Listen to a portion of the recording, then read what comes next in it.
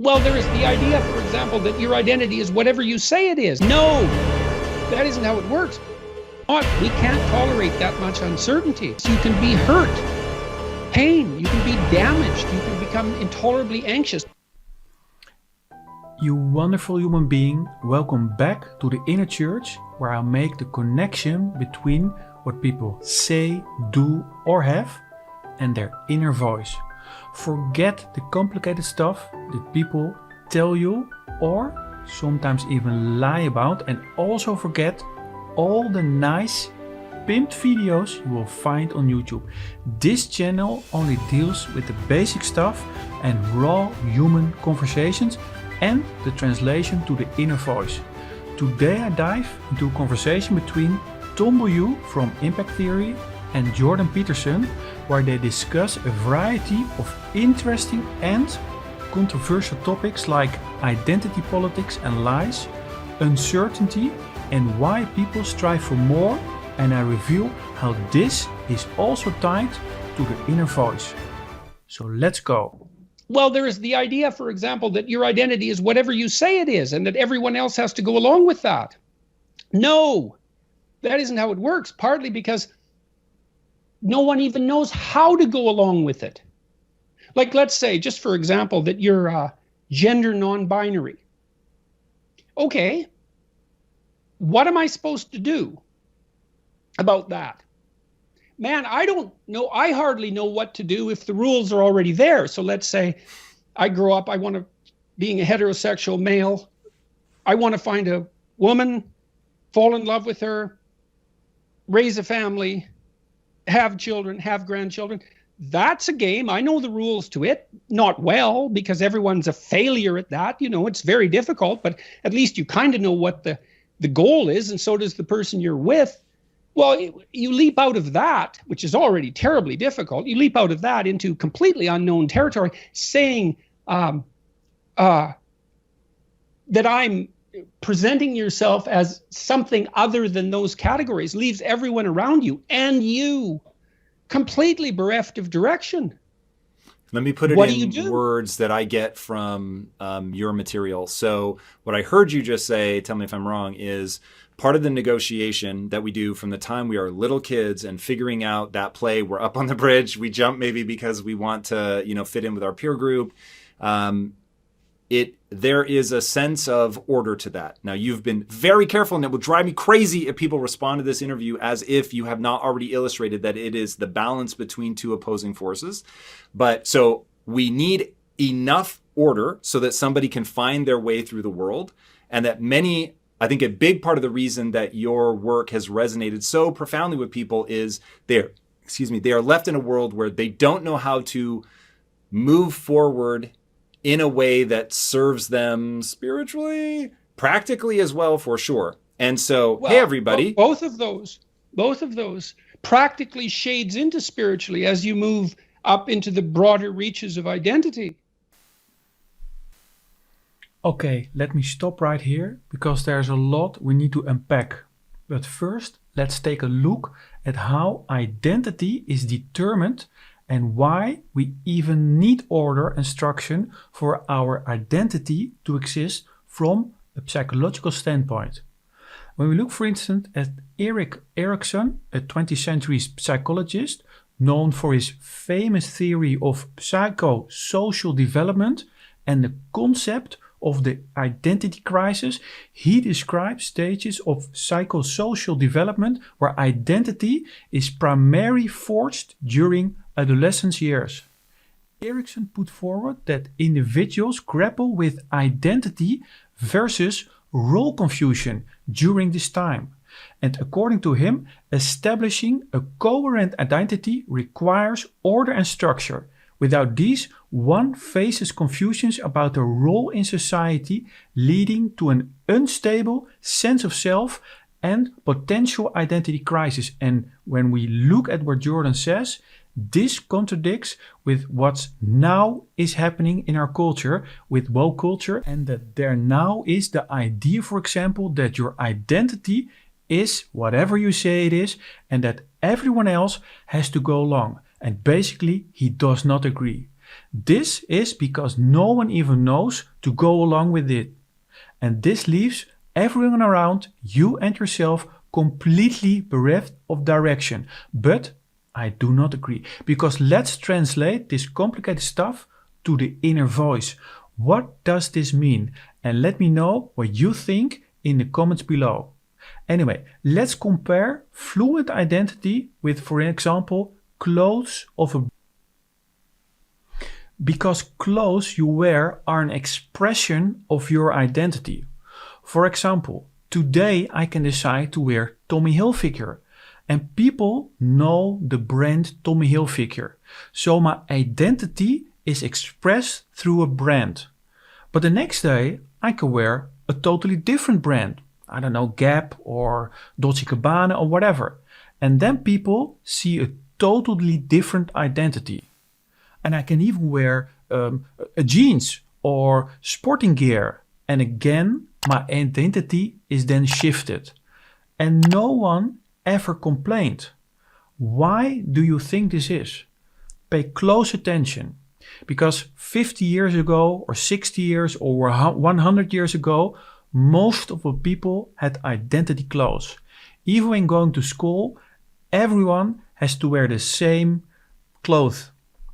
And that was because there was not such a thing as big brands. But in the last 50 years or so, big brands shaped our culture. So Louis Vuitton is different than another brand. And people understand it. But no one ever complains now. But perhaps 50 years ago, when you express yourself through clothes like Coco Chanel, people looked at it in a strange way. Why? Because it gave them uncertainty. The voice in their head, the voice of security versus the voice of insecurity, became insecure. What I have to think about this person?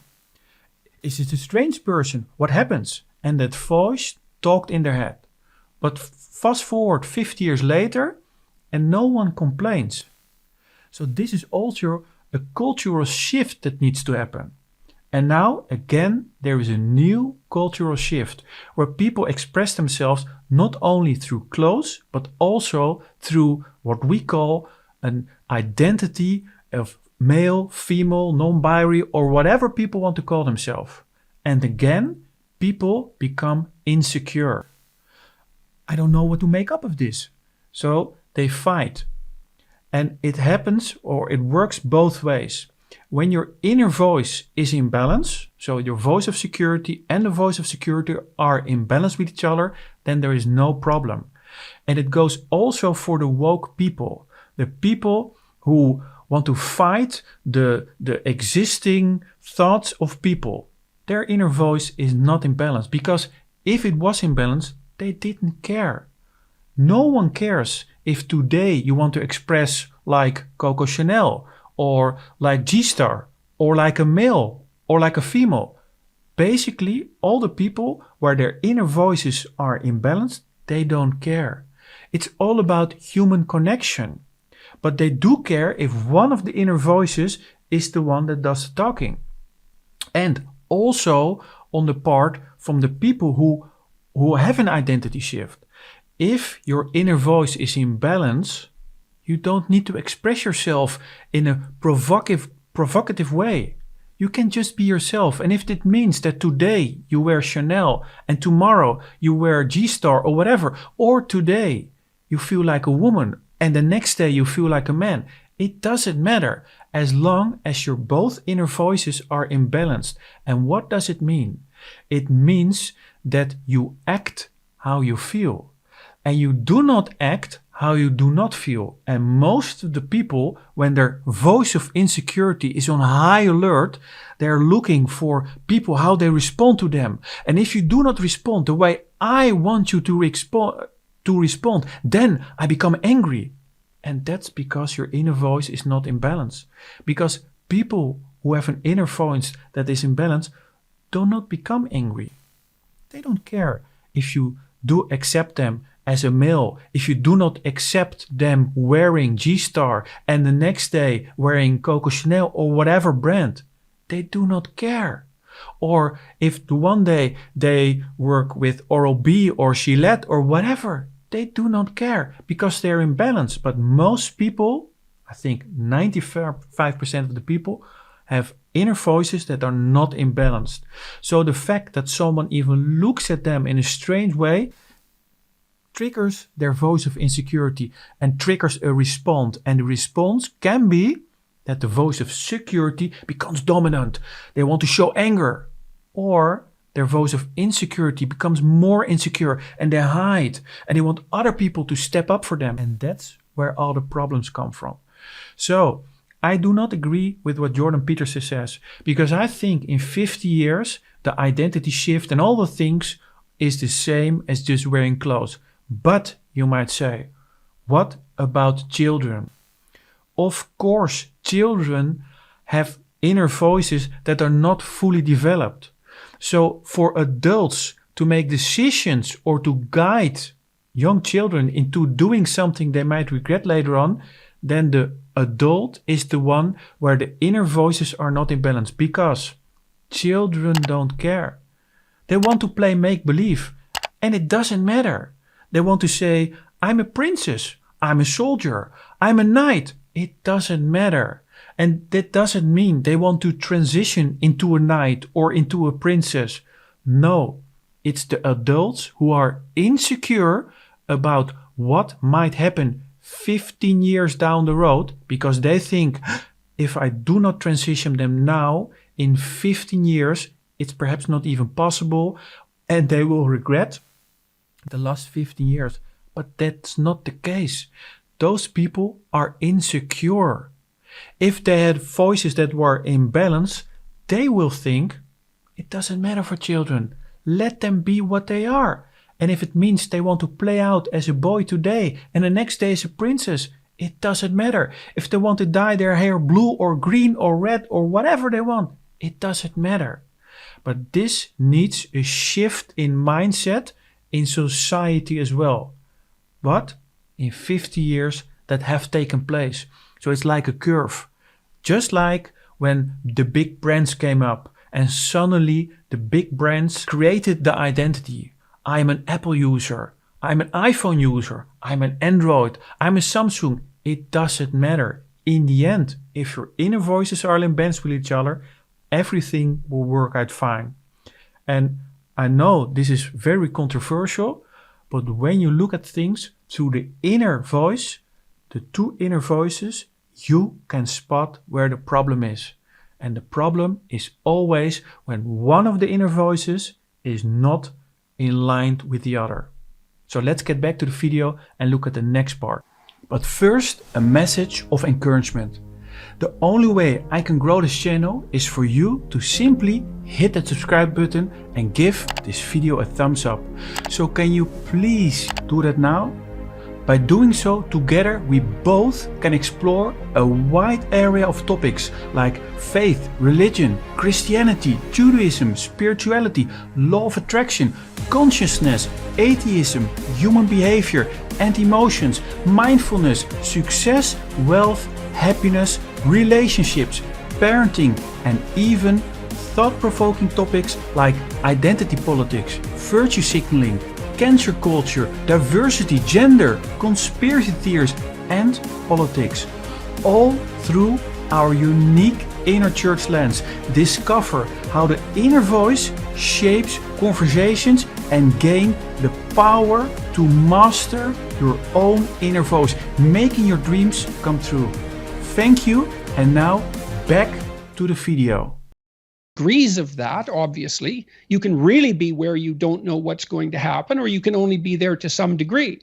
But by and large, we're conservative creatures, even if we're liberal in temperament. We can't tolerate that much uncertainty. And you might ask, well, why? And the answer is, well, because you can be hurt, pain, you can be damaged, you can become intolerably anxious, and you can die. So it's no wonder you're sensitive. We're very sensitive to negative emotion. And so our identities, functional identity regulates your emotion.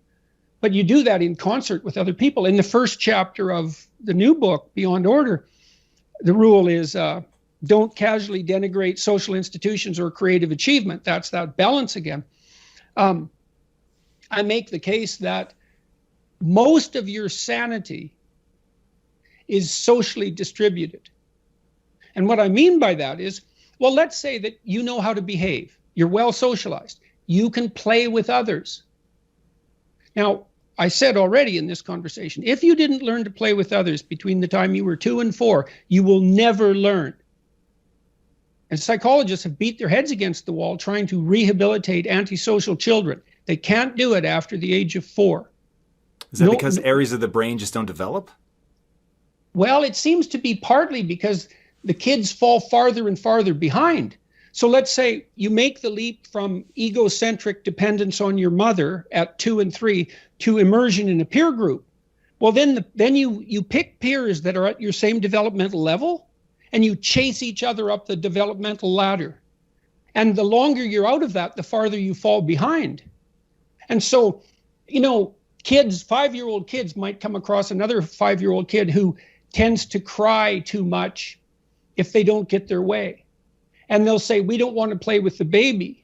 And what they're saying is, we have to find someone who's at our developmental level, shares our developmental horizon, so that we can mutually scaffold our further development. Now, they're not going to say that, obviously, but that's the situation.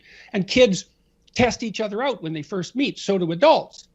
Game. Can you play? Are you playing at the same level as me? I'm playing my game at the level that will further my development. Can you play along with me? If not, well, maybe you're lower in status and I can pull you up as a mentor. Maybe you're higher in status and I can learn from you. But if you're a peer, we can play together. Okay, again, let's take a look at why people have a low tolerance to uncertainty and are very sensitive to negative emotions from a psychological standpoint. According to Daniel Kahneman's prospect theory, individuals weigh losses more heavily than gains. This evolutionary bias might have helped our ancestors survive by avoiding threats. Consequently, uncertainty, which might bring potential loss, is aversive. A low tolerance to uncertainty and heightened sensitivity to negative emotions are deeply embedded survival mechanisms to ensure caution and preservation. When we go back to the video, Jorden basically says that your sanity is socially distributed because from a very young age, you, from a social evolutionary standpoint, have to learn to play with others. He also mentions that that's why psychologists cannot rehabilitate antisocial children after the age of 4. And we, as both young children and adults, always have to find someone who is at our developmental level. Anyway, all those things tie back to no wonder people have a low tolerance to uncertainty and are very sensitive to negative emotion. Now, let's again use the inner voice instead of all this complicated stuff. And let me know in the comments how your inner voice impacts your life. The uncertainty is directly linked to the insecurity, the voice of insecurity that we talk about in many of our videos. And of course, when the voice of insecurity is the dominant one in your life, this shapes your life in a very negative way. Your inner voice of insecurity and your voice of security are to be in balance with each other. And if one is much higher than the other, your life is disrupted. And people cannot deal with a voice of insecurity that is too high. This means that you're afraid, insecure about a lot of things in your life. From an evolutionary standpoint, the voice of insecurity is there for a reason. You do not want to be eaten by a lion. So it makes sense for you to have this voice, to take care of you. And the purpose of life is to bring life as much as possible forward in the future. And it can only happen if you are aware of your surroundings and not every time are surprised by the bad things that can happen. Because this will mean that the chance of you surviving becomes very low. And to the other part that Jorden talks about children learning or needing to learn to play with other children, that's also, if you learn to play with other children, your peers who are at the same level of your development, that means that both your inner voices can grow. And that's the purpose of life, that you grow. Because if you only have a small amount of experience, that means that your survival chances are low. So you need a lot of knowledge to survive. And it means that you want both of your inner voices to talk with other inner voices. And this means that you talk with people who are at the same development level. And that's why when you meet people, you instantly can have a click or instantly dislike a person. And this means that your inner voices have a connection with other people.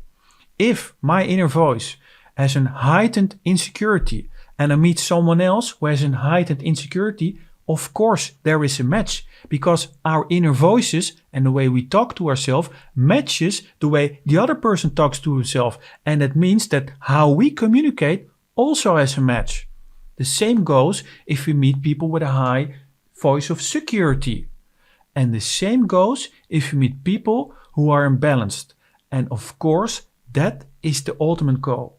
That your inner voices are imbalanced with each other. And you know when you meet a person that has an inner voice, both inner voices that are imbalanced with each other. That means you can have a free conversation. Also, a conversation about politics, even if you're not at the same spectrum of politics. Then it doesn't matter if you are a Democrat or a conservative. You can talk with each other. Why? You are not insecure about what the other says and you have respect for each other. And the same goes for a Christian and an atheist. They can have a conversation because it doesn't matter if one believes in God and the other doesn't. You have respect and both inner voices are in balance and you do not feel insecure. You do not feel threatened if the other doesn't believe in God or if the other does believe in God. So we want to strive for a world where both inner voices are in balance. And that's why in the beginning, playing with children is very important. That means that you learn to accept differences in people. And it goes wrong when a kid becomes asocial. And if you become asocial, what does it mean? That your inner voices are out of balance, even from a young age. And it can happen because of many reasons. Bad parenting, school system, or whatever. But if your inner voice becomes out of balance, you will not get the chance to balance them again, and it becomes more out of balance, more out of balance, more out of balance. And later on in life, you have such a destructive inner voice on a specific part in your life, because there are many areas in your life where one inner voice can be louder than the other. But on a social spectrum, if your voice of insecurity or your voice of security is the dominant one, then people do not like to hang out with you. Okay, but let's get back to the video. You know, we have to strive not to be wretched. There's something that doesn't seem fair about that. Why couldn't we just be happy being who and what we are? Why is it that we're punished if we don't strive? Well, I don't know. We're negentropic organisms, right? I mean, we have to maintain this incredible complexity in the face of a dissipating universe. It requires effort. It's the second law of thermodynamics, I believe. That's why we have to strive. Well, why is the world constituted that way? I guess it's an infantile paradisal wish in some regard. Couldn't we just be rewarded for who we are? I can understand that. But I don't think that it works. I don't think that's how things function like that. And I don't think probably in the final analysis we really want them to. I don't know if anyone enjoys undeserved reward. You know, it feels kind of creepy, doesn't it, to be rewarded for something you didn't do? It does. I'm obsessed with this idea of the physics of being human, that there are just certain things that are true, that our brain has algorithms running in them that are going to push us to be striving to, push against entropy, partly just you have to risk danger to go out and get food and provide for your family and keep them safe. So it makes sense that you have that pushing at your back. Also seems to me that you have an innate drive for progress and that you'll never be happy if you're not advancing in some way, getting better at something. Well, I think that's technically true, and in Maps of Meaning in particular, I make a neuropsychological argument for that mostly based on the work of Jeffrey Gray, who I think was the greatest neuropsychologist of the last half of the 20th century. And he drew a lot of his ideas from Norbert Wiener, who was a cybernetic theorist who was instrumental in the development of artificial intelligence. These ideas have what would you call it, a stellar academic origin. And positive emotion, Gray laid this out better than anyone else, the positive emotion that we find sustaining is experienced in relationship to an unachieved goal. It's hope that drives us forward. We want something, and if we see ourselves moving towards that, then we're in the grip of the positive emotion that we find sustaining. It isn't the attainment. Attainment is satiating.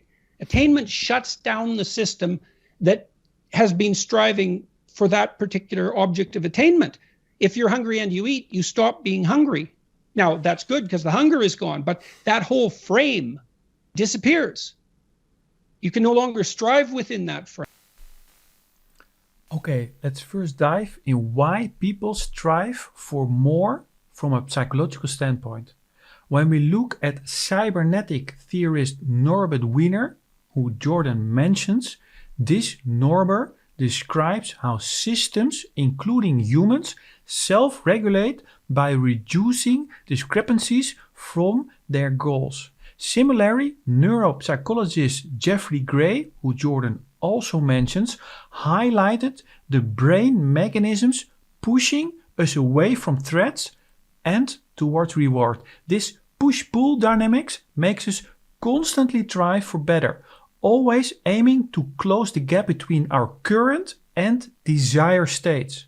And when we look at what Jorden says, he also talks about we are negantropic organisms. Let me know in the comments what you think this means. But according to my understanding, the word neganized means to exercise absolute power or control through the use of friends and family and or loss of life, and to be exquisitely cruel or use oppressive behavior to govern or reign as a tyrant.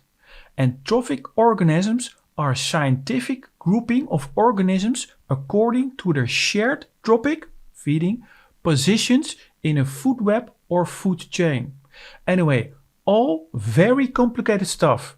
And Jorden also talks about the fact that hope drives us forward and wonders why we cannot be happy with who and what we are. Now, taking all this into consideration, let's focus on the inner voice instead of all this complicated stuff. Also use the comment section below to share your experience with the inner voice to others. When we look at our inner voice and compare to what we are as humans, we are a learning and adaptive machine. Why? Because when we are born, we humans cannot do a thing. And it always to do with the evolutionary problem that we go with our big brains. So, and the womb and all those stuff, infants need to be born premature because if the head grows bigger, then we cannot come out of the womb, and the woman and the walking, you can look it up on the internet about the evolutionary of why people gave birth and why infants are so hopelessly and have to learn a lot. Because when you look at some other animals, when after birth, a horse can stand within a few minutes and have to run, and with people. But this means that we are built to learn and we need to learn.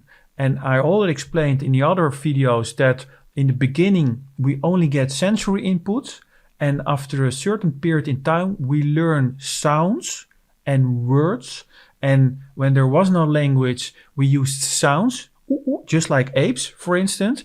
And the sounds gave meaning to the things.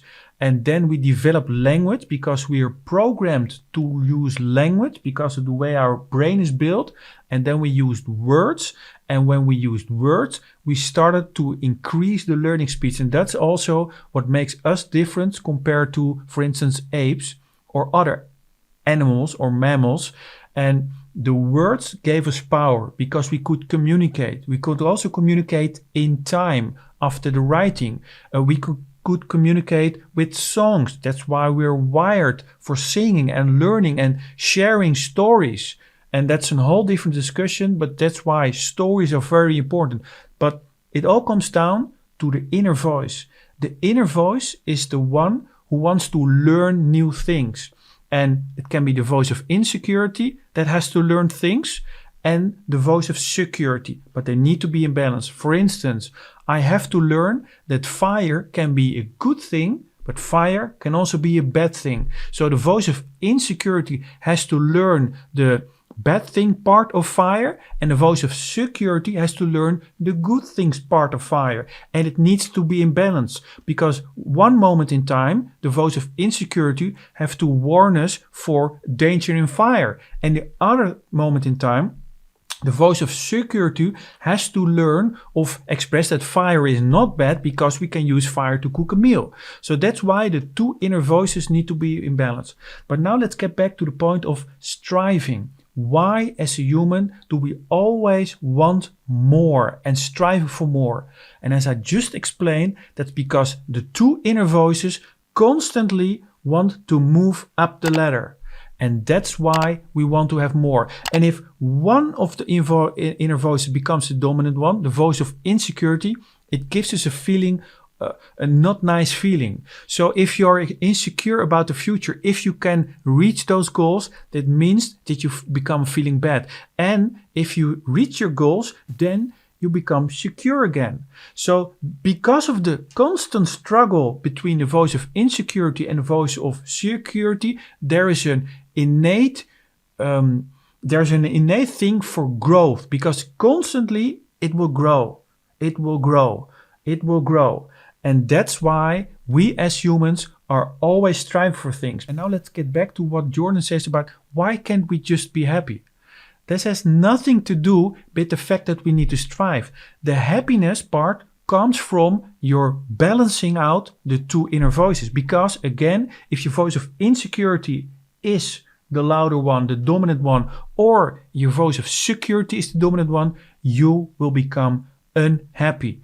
The only way to achieve happiness is with balanced inner voice.